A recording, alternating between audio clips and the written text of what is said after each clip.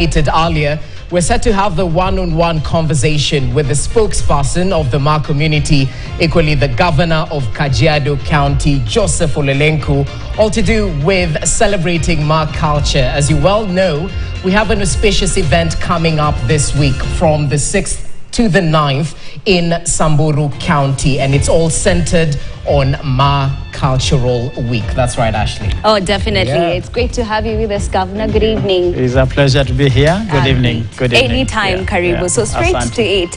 Let's talk about this Maa Cultural Week that's supposed to start on Wednesday all the way to Saturday. Yes. What is the importance of such events, and what exactly does the Maa Cultural Week seek to achieve?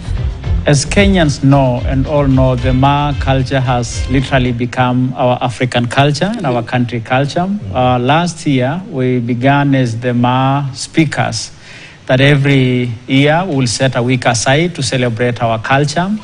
The purpose of this is to sensitize the young generation to understand their culture and to use culture as a force of cohesion, but also to advance it for social and economic development of our community.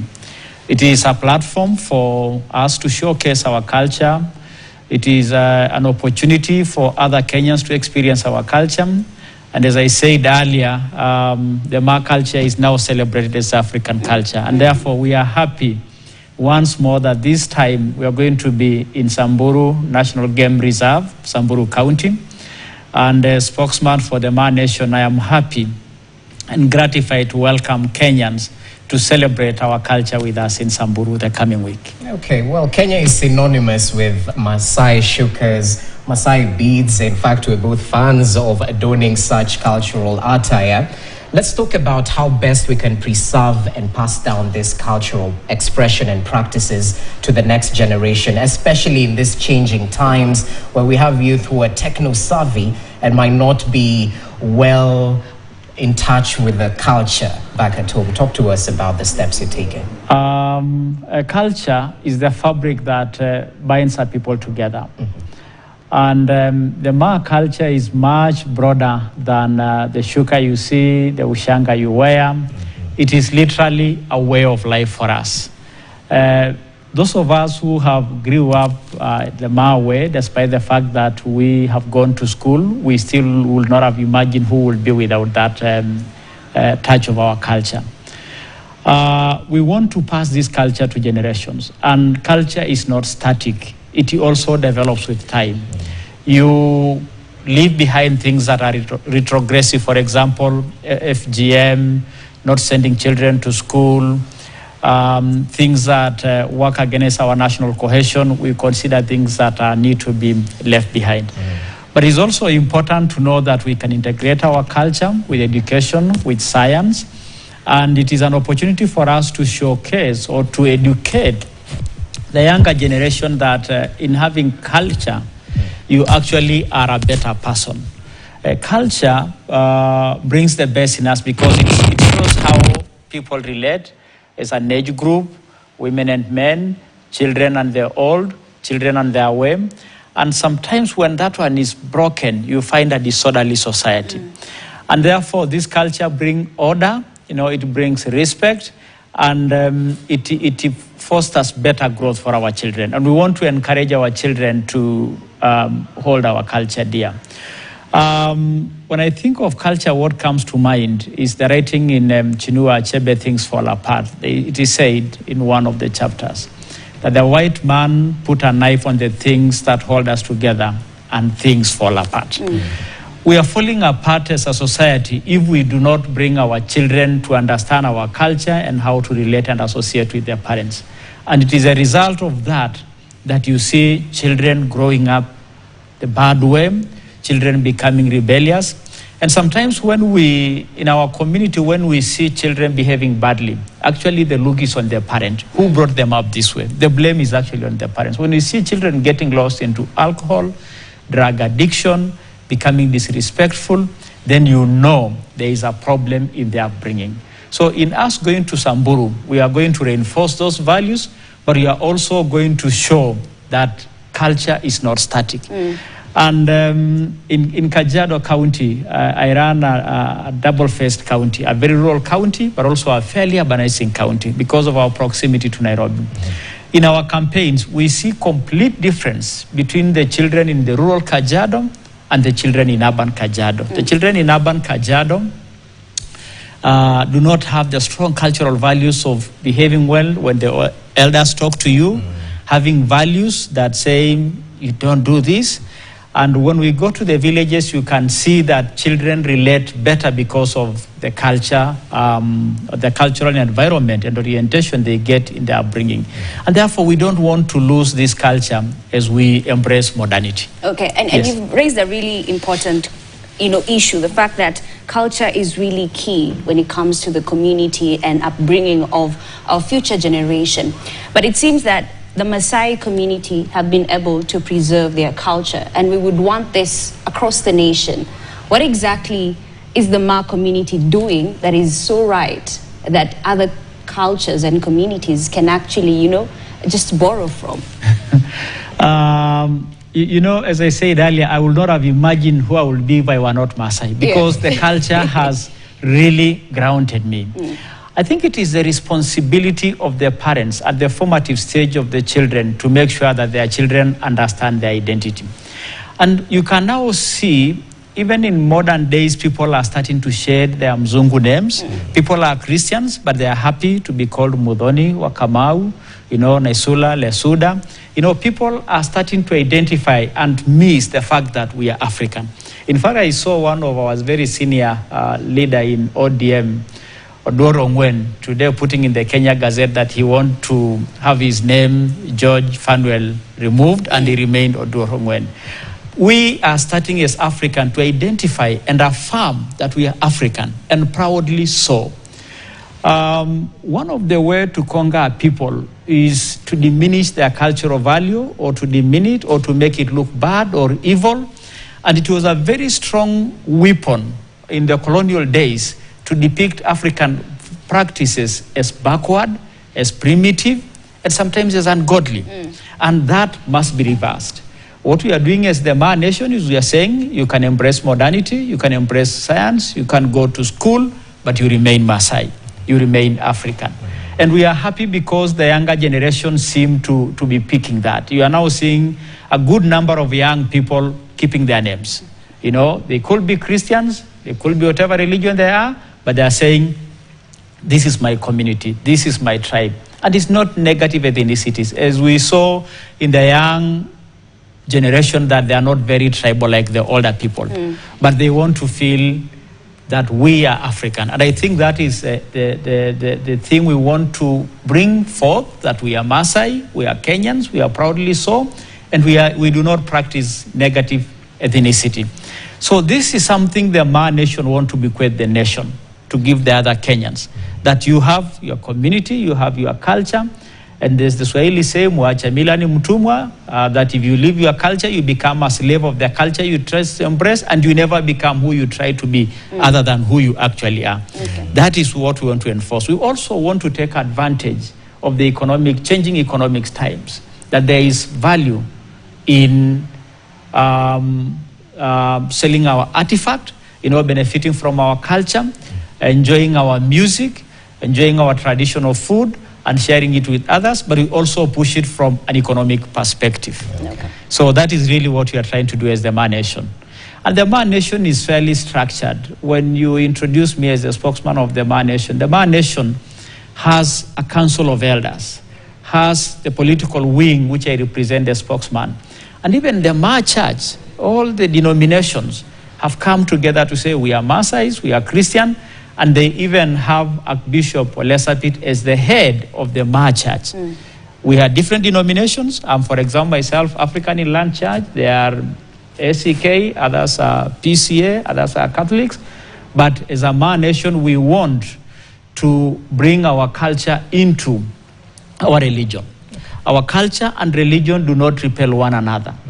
Contrary to what the white men try to say, if you become Christian, you leave your ushanga, you leave your diet, you embrace this, then you bring a confused setting. So as the Maa nation, we are cognizant that we have religion, and religion plays a central place in your life.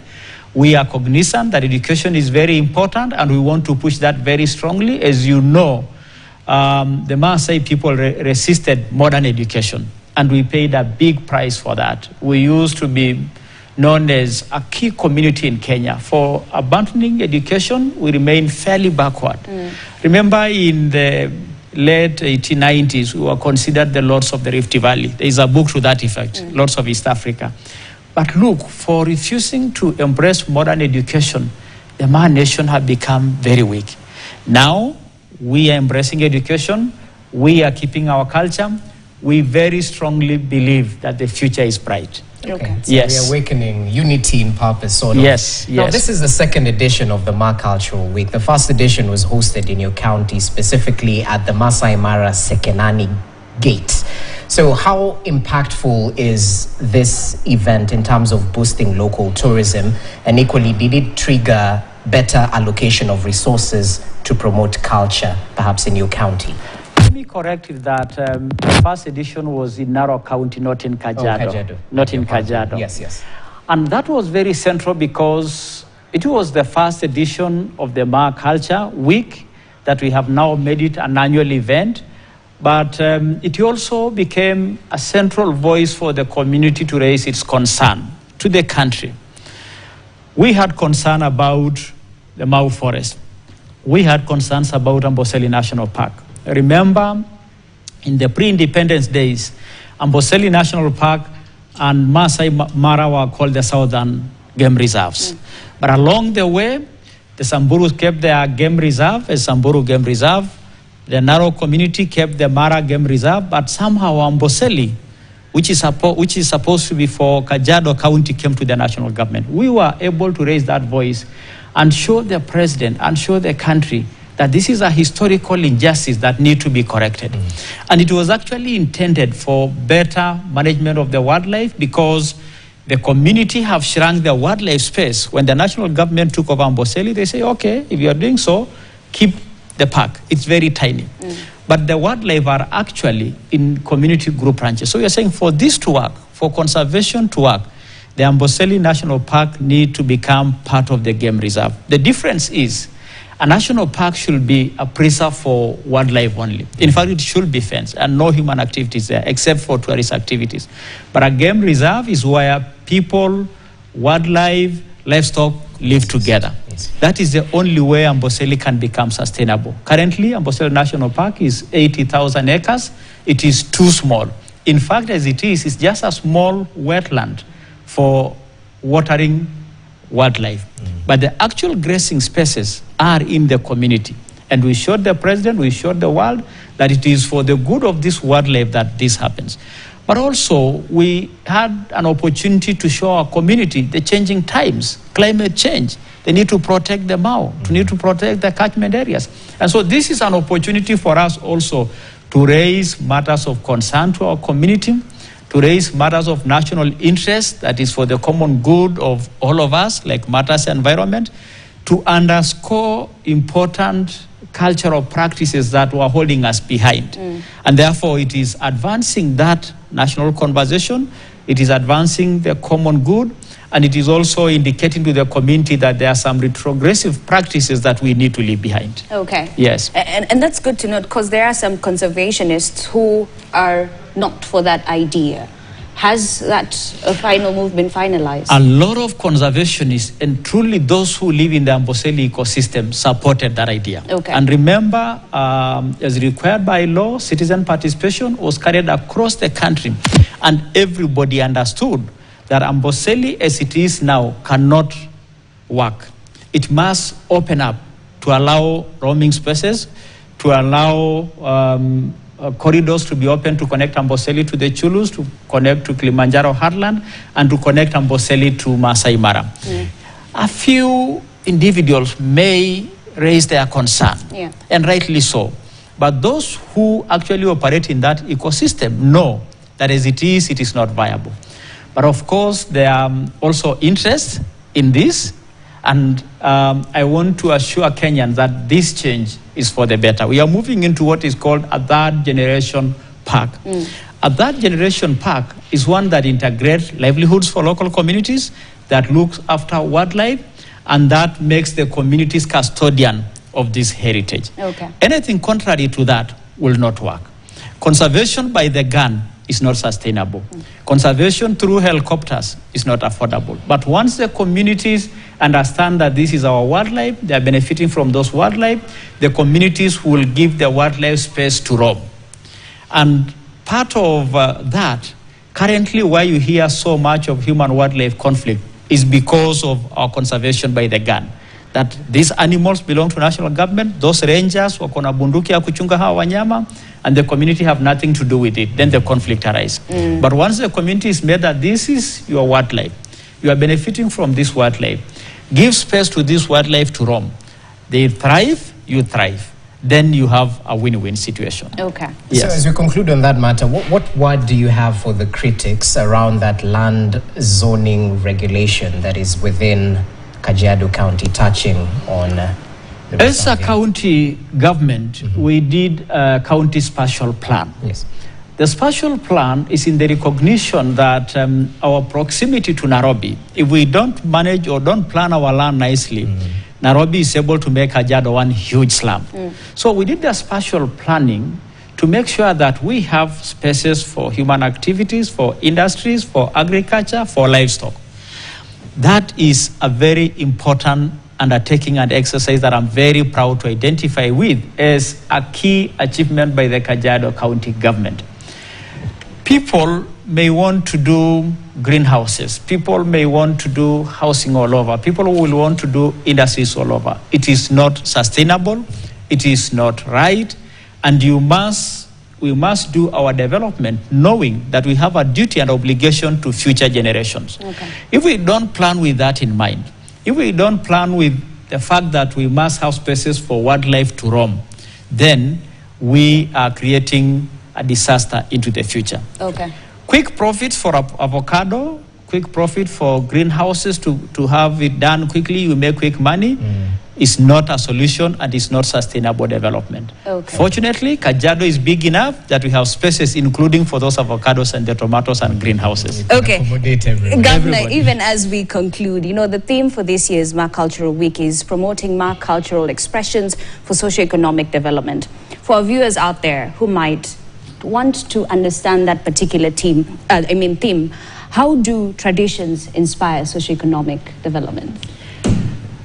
First of all, as I had said earlier on, that if you don't have culture integrated into your growing up, you grow up with a lot of gaps in your life without even understanding how you relate with other people.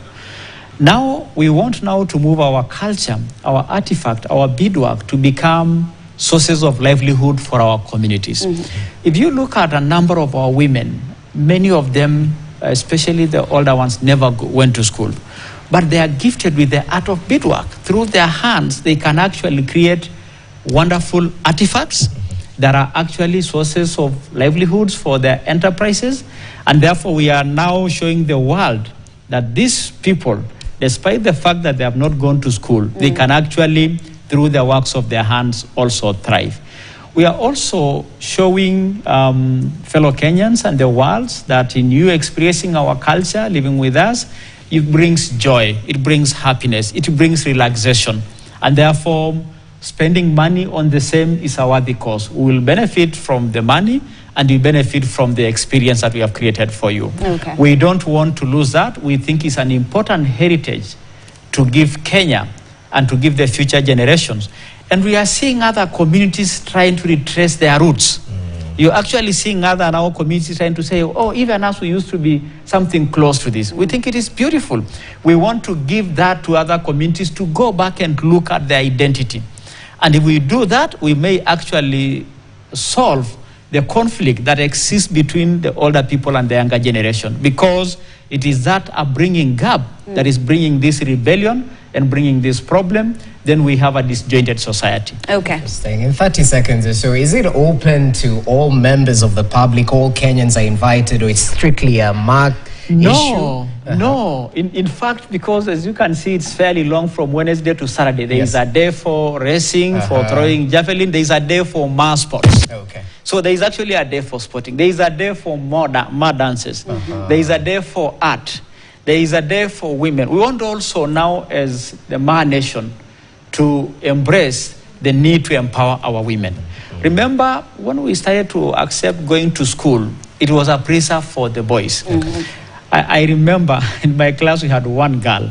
You know how sad it must have been. Yes. Now we want to repent that sin, and we now want to empower women.